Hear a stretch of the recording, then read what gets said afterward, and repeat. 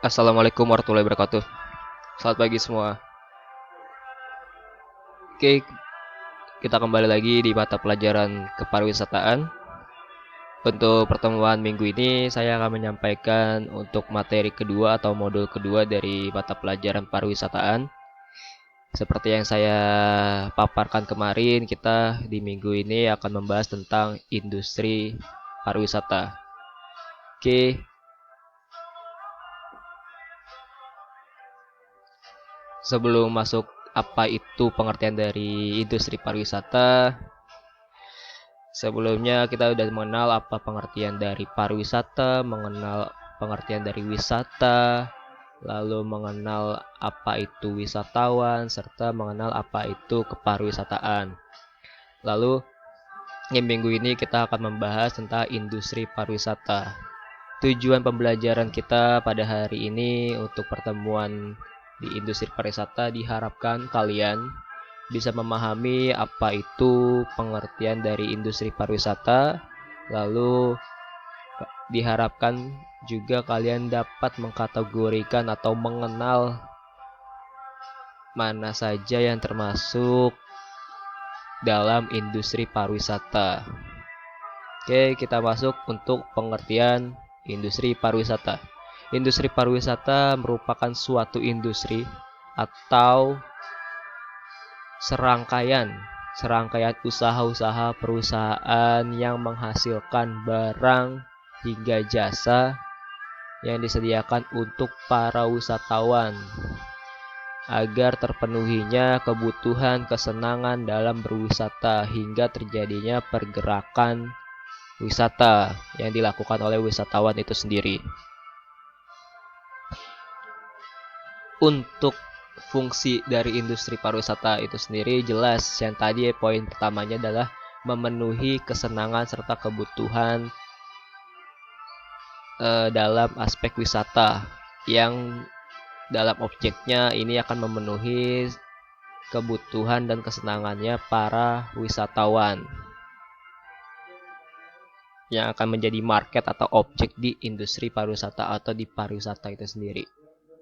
Oke, fungsi dari industri pariwisata bisa kita jabarkan menjadi 4. Yang pertama, untuk memperluas dan meratakan kesempatan berusaha dan lapangan kerja.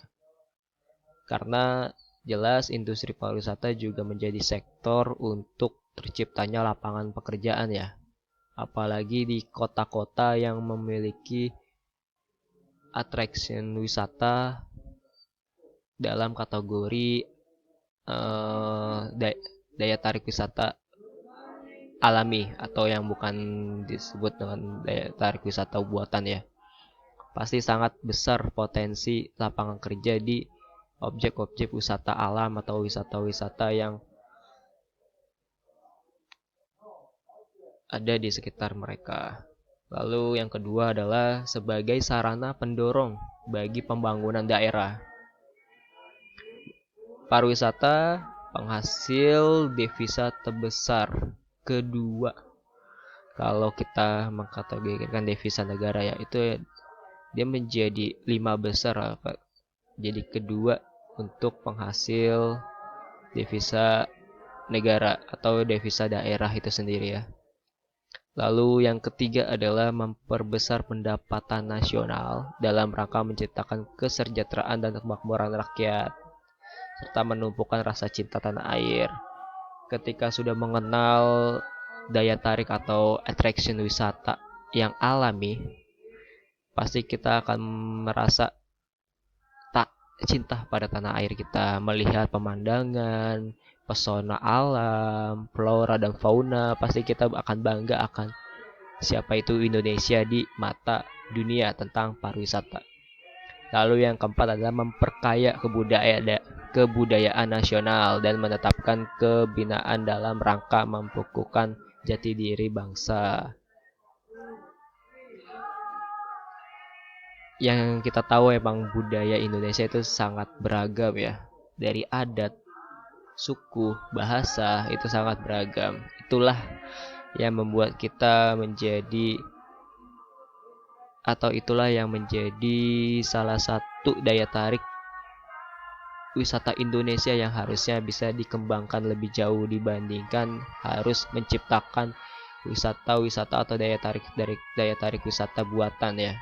Sebenarnya kita sudah cukup banyak memiliki daya tarik wisata alam yang alami. Jika kita bicara tentang ruang lingkup industri pariwisata itu memiliki 5 aspek.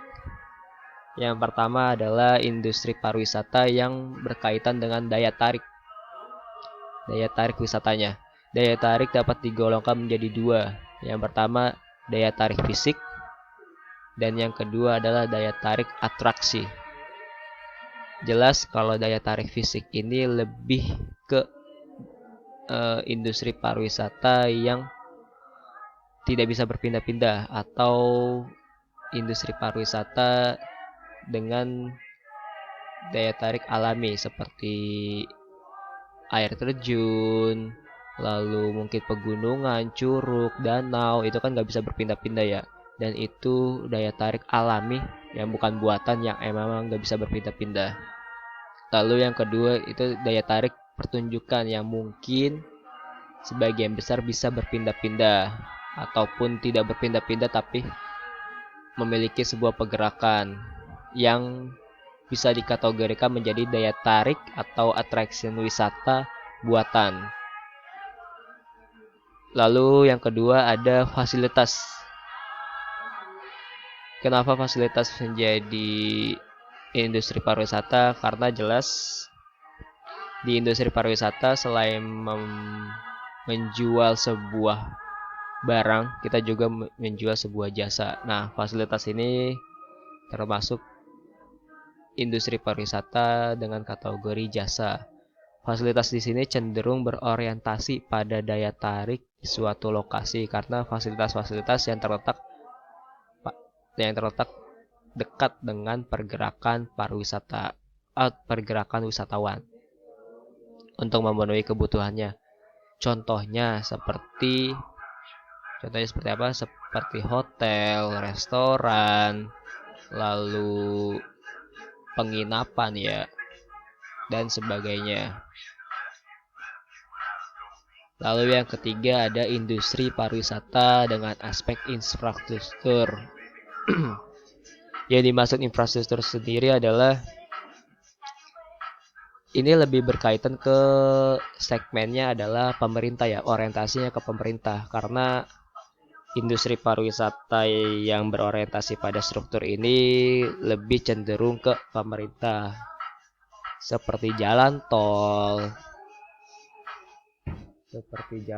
tol, lalu mungkin fasilitas umum seperti ATM, lalu toilet umum, yang seperti itu termasuk di industri pariwisata infrastruktur.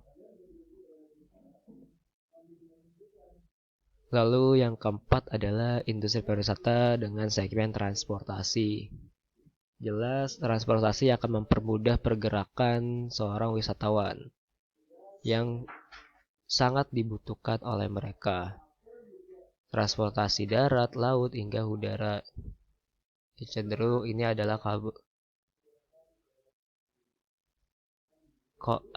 kolaborasi antara pemerintah dengan pihak swasta dalam konsep perjalanan wisata. Dan yang terakhir yang menjadi potensi paling besar di industri pariwisata Indonesia adalah keramah-tamahan atau hospitality-nya Indonesia yang cukup dikenal oleh warga asing karena keramah-tamahan kita, tutur kata kita, terus gaya bahasa tubuh kita hingga senyum kita tuh sangat dikenal di mata dunia akan keramah-tamahan warga Indonesia. Inilah yang harus dibangun dari kita untuk generasi-generasi yang memang akan menjadi atau akan mendukung jalannya pariwisata di Indonesia walaupun segmennya mungkin kita akan berorientasinya ke restoran atau hotel.